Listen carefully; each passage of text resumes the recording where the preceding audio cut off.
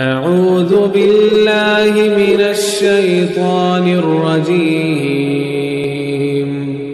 بسم الله الرحمن الرحيم بسم الله الرحمن الرحيم ثم ننجي الذين اتقوا ونذر الظالمين فيها جثيا۔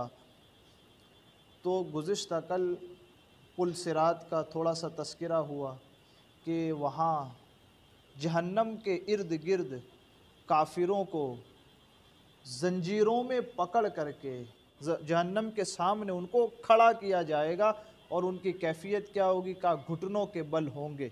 پھر تھوڑا سا پل صراط کا تذکرہ ہم نے سماعت کیا۔ اب یہاں اللہ تبارک و تعالیٰ کا پھر حکم ہوتا ہے کہ ایسی حالت میں بھی کچھ لوگوں کو ہم بچا لیں گے۔ سبحان اللہ، اللہ تبارک و تعالیٰ فضل فرمائے گا، اس کا کرم ہوگا۔ اب کن لوگوں پر ہوگا؟ قرآن مقدس کہتا ہے ثم ننجی الذین اتقوا، پھر ہم بچا لیں گے کنہیں؟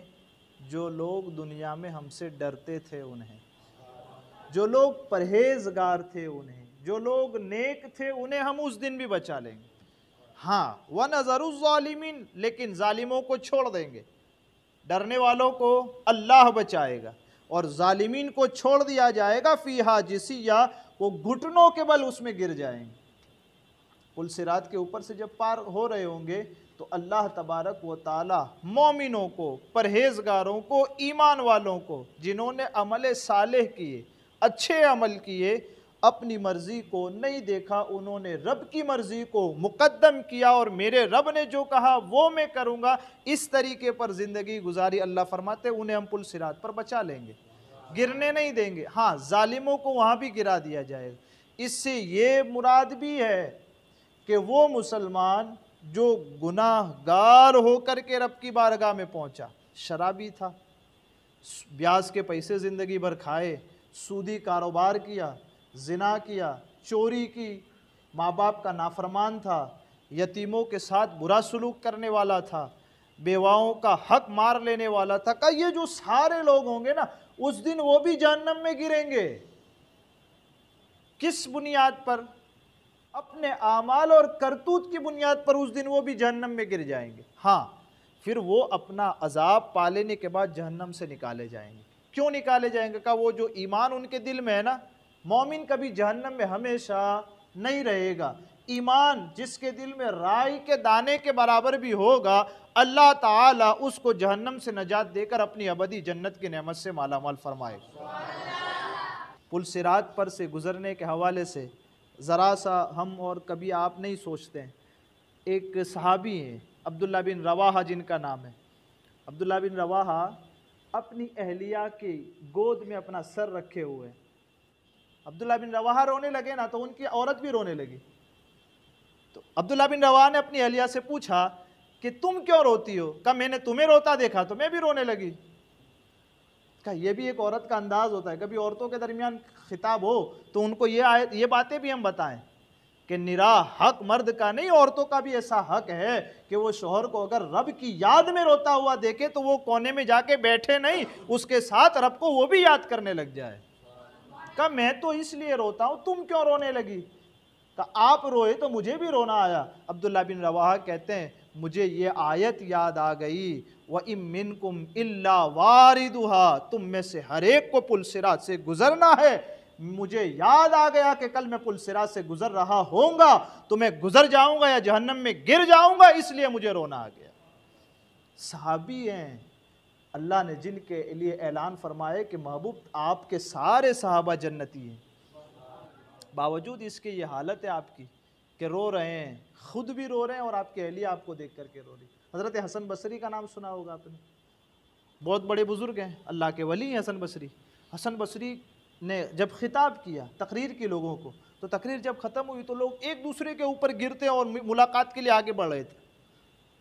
نہیں ہوتا آج یہاں ہمارے یہاں کوئی مشہور مقرر آ جائے تو تقریر ہونے کے بعد لوگ ملاقات کے لیے آگے بڑھتے ہیں۔ حسن بصری کہتے ہیں لوگوں تمہارا کیا حال ہے، ایک دوسرے پہ گرے پڑتے ہو، آج مجھے ملنے کے لیے اس دن کو یاد کرو جس دن کچھ لوگ اللہ تبارک و تعالیٰ کے فضل و کرم سے پلسرات سے بچا لیے جائیں گے اور کچھ لوگوں کو گرا دیا جائے گا. اس دن کو یاد کرو. کچھ لوگ ایسے ہوں گے کہ جن کے پاس اپنا کوئی وزن نہیں ہوگا, وہ بس پلسرات پر آئیں گے اور پار ہو جائیں گے. اس دن کو یاد کرو. اس دن لوگ اپنا بھی بوجھ اٹھائے ہوں گے اور دوسروں کا بھی بوجھ اٹھائے ہوئے ہوں گے. کل نہیں کہا تھا گناہ تو ایک کرتا ہے, سارے اس میں شریک ہوتے ہیں. کہا وہ جس نے کروایا گناہ ان ساروں کا گناہ اکٹھا اس کو دیا جائے گا. تو اس دن تو وہ اپنے گناہ کا بھی بوجھ اٹھائے ہوئے ہوگا, دوسروں کا بوجھ بھی خود اٹھا کر کے جا رہا ہوگا. تو کہہ رہے ہیں بوجھ اٹھا کر کے جب پلسرات سے گزرے گا, بوجھ کی وجہ سے چل نہیں پائے گا اور جہنم میں گر جائے گا. اس دن کو یاد کرو. یہ ایک تیسری حضرت عمر بن عبدالعزیز کا بیان ہے. حضرت عمر بن عبدالعزیز کا نام سنا ہے نا آپ نے, عمر ثانی جن کو کہا جاتے ہیں, بہت بزرگ ہستی ہے یہ. اب تفصیل نہیں ہے ان کے پر بات کرنے کی. آپ کی لونڈی تھی, سو رہی تھی, سو کر کے اچانک جب اٹھی نا, آنکھ کھل گئی تو گھبرا کر کے پہنچی, امیر المومنین میں نے ایک خواب دیکھا ہے. کہا کیا خواب دیکھا؟ کہا ایک بادشاہ پلسرات قائم ہے, لوگ جا رہے ہیں, پسار ہو رہے ہیں, میں نے دیکھا کہ ایک بادشاہ آیا, ایک قدم, دو قدم, تین قدم چلا اور جہنم میں گر گیا. دوسرا بادشاہ آیا, پھر ایک قدم چلا, دو قدم چلا, تین قدم چلا, پھر جہنم میں گر گیا. عمر بن عبدالعزیز کہتے ہیں اس کے بعد کیا ہوا؟ تو وہ لونڈی کہتی ہے پھر میں نے دیکھا اے امیر المومنین آپ کا گزر پلسرات سے ہوا. کتنا کہا؟ آپ کا گزر پلسرات سے ہوا. عمر بن عبدالعزیز گر پڑتے ہیں اور بے ہوش ہو جاتے ہیں. صرف یہ بات سن کر ہی بے ہوش ہو جاتے ہیں کہ میرا گزر پلسرات پر ہوا. پھر وہ لونڈی جھکتی ہے اور آپ کے کان میں کہتی ہے امیر المومنین لیکن میں نے دیکھا اللہ کے فضل و کرم سے آپ پلسرات کو پار کر کے جنت تک پہنچ گئے.